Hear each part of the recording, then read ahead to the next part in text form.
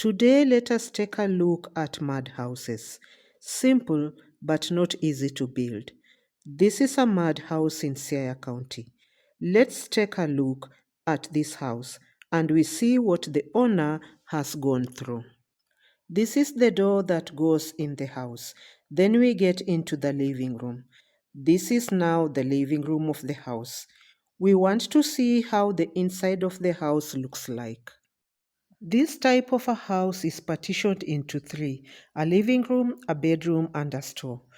The two doors covered with a curtain are getting to the bedroom and the store. Let's see how the area of the living room looks like. This is now the roof when you are in the inside of the house. The owner is trying to place a ceiling. This type of ceilings were placed long time ago. This is the ceiling and in Luo it's called par. This is the type of ceiling people used to place. The reason for placing this was to cool the house from the scorching sun. This is a concrete floor which her nephew recently did for her. When such kind of a house is being built, a space is being left between the roof and the wall. This space in Luo is called Gendambewa. She was telling me she doesn't have enough money to complete the house as she could have wanted, but she's doing it bit by bit. You might ask me, where is the kitchen? This is the kitchen. It's normally built outside just beside the main house because of cooking with firewood. The lady is now cooking her meals. We are now in the compound of the home and there are two thatched houses. These are grass houses. These houses are also built with mud. These are Simba of the sons, and this is how they look like. Simba is a young man's house built in his parents' compound. This reminds me when we were young. My brother had a Simba. It was built with grass and mud. My mission today was to look for mud houses. Then I came across this other mud house. This is a new mud house being built and the owner has gone for a break. Even mud houses, people will go for a break. When I got inside this house, it is partitioned into two. This is the living room of the house and then there is this other side which is the bedroom. We can see the mud is already placed and this is how the roof looks like. Long time ago, it was not difficult to build a mud house because the community will come in and help. Nowadays, it's not easy building a mud house because you have to look for a fundi to do it. Even the person placing the mud will be paid.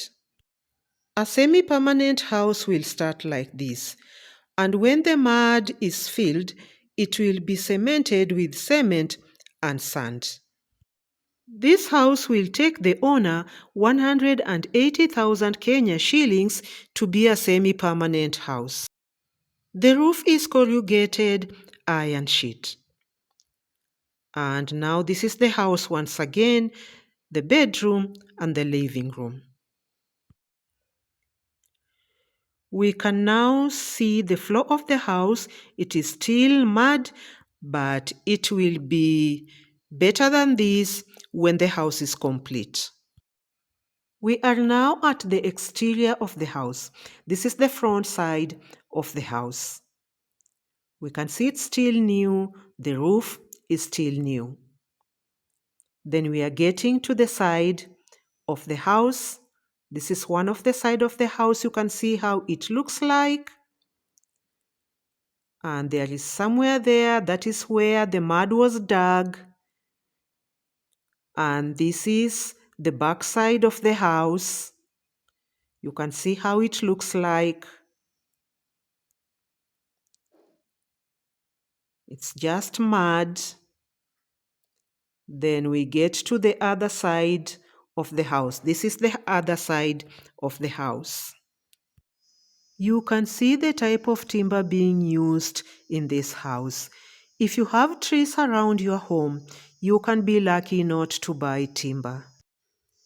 I got to another type of a house. This house is called Kiru in Luo. Kiru is a small house built in a piece of land that you want to build your main house, even though most of the people are out of this culture. This is now the house completely filled with mud. Simple but not easy to build. Let us now see another type of a mud house. The owner has not completely built the house. He has not placed the windows, and he has placed mabati on the windows for the time being. He has been filling the mud in the house by himself. You can see one side is filled and the other side is not yet filled. This is a bag of charcoal. He is selling this charcoal and I'm moving towards where he is by this time. We can see a lot of smoke. Charcoal burning is very common in the rural areas. There are a lot of trees, and this is how it's being done. You can see the smoke, and the young men are now picking the ones which are ready. I like this young man. Whenever he cuts a tree, he will plant more. This is type of work that most young men in the rural areas will do to get their daily bread. I came across this Jiko in a home. I understand there is an organization trying to clean the environment. The Jiko is using firewood and it does not produce smoke.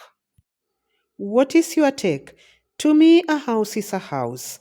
It depends with your pocket so long as you have a roof under you. Thank you for watching my video. Thank you for being with me. Kindly consider subscribing to my channel. Don't forget to give me that thumbs up and let's meet on my next video.